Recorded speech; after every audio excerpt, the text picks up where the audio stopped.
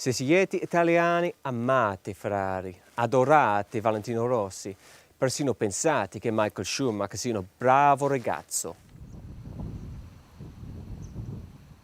Se guidate le bici, guidate un Ducati. E se vivete nelle città, guidate un monster di Ducati, in un buon vestito.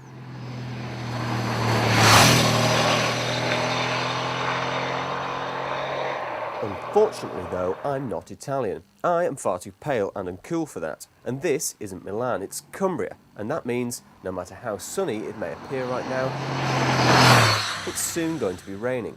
What puzzles me is this. I like Ferrari, I like Rossi, I very much like my Italian wife, which in no small way has led to two half-Italian children, whom I also like very much. And yet Ducati, one of the most iconic Italian brands, just doesn't give me the same kind of horn.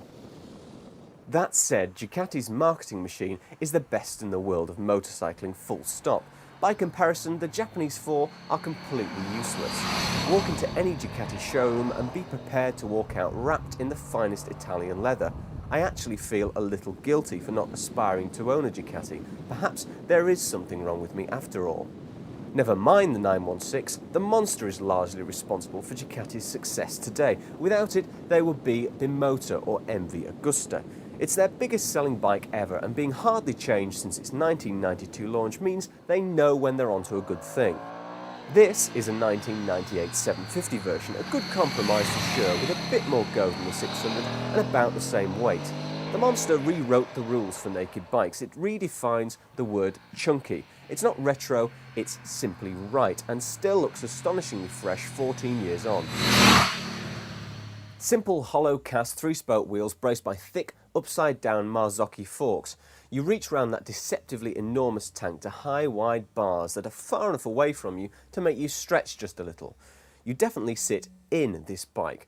The frame is derived from the old 851 and has proved stiff enough to handle even the modern Tesla stretcher engine from the 999. This, though, is the air-cooled 90-degree V-twin with the desmodromic valve gear that dates back to the days of yore.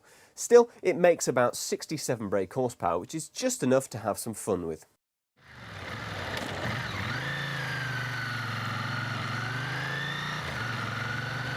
Firstly, I feel at home straight away. No bonding necessary. The engine is super. You feel that short stroke every time you open the throttle. It's really revvy and eager. Lots of early Monsters came without rev counters, and even the ones that do don't have red lines. But it's not a problem. The power delivery makes it obvious when it's time for a change. And thanks to a really flat torque curve, it doesn't seem to matter if that's 6,000 or 10,000 RPM. The bottom line then, this bike is a hoot. Monster fun from the moment you set off and very confidence inspiring. I can see why people choose them as their first big bike, especially the 620. Back roads like this are the perfect place for the Monster. It likes to loft its front wheel over brows as each journey becomes time to play. When the roads get too bumpy, as they seem to around here, the fun starts to dissipate and is replaced instead with pain.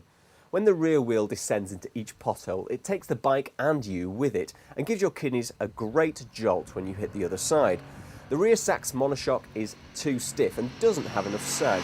It's the same at the front. Those beefy upside-down forks are sprung too hard, and as a result the bike bucks over bumps in the road. That willing engine is vibey. Your feet get tickled every time you change gear, and your right hand will go to sleep if it's not kept occupied. On the motorway, for example. Not that you'll want to spend too much time on there anyway.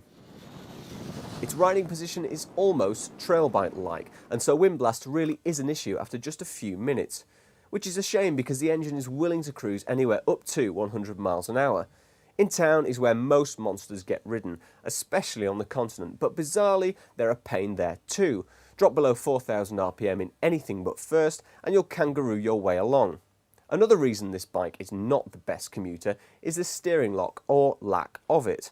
It may even be worse than some sports bikes. Forget feet-up U-turns, 5-point turns become your preference. Other moans include the tank cutouts, which are just too low if you've got long legs, the flip-up side stand, which has that "I'm going to catch you out someday" inevitability, and poor fuel economy, unless you just potter everywhere. which of course you won't because the Monster makes you have fun even if you're not in the mood. It would be harder to ride it slowly, frankly. The reliability problems that Ducati seem to be famous for are still, I'm afraid to say, there.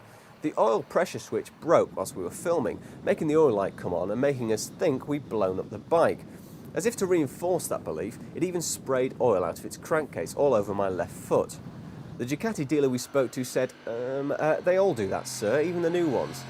Ducati ownership then is all about pleasure and pain. Do make sure you change those cam belts often and keep it serviced though, and they will last. The finish is as good as many Japanese bikes and better than some. The Monster is the cheapest way of becoming a Ducatisti and far and away less bland than something like an SV650. Its gutsy engine will make you forgive the hard suspension and its other shortfalls because I'll bet you'll always have fun. And if you want an Italian bike, then I'll also bet emotion is more important to you than ruthless Japanese efficiency. So the final question is, am I a convert to Ducati? Could I go and spend my hard-earned money on a Monster? And the only answer I can give you? Forse.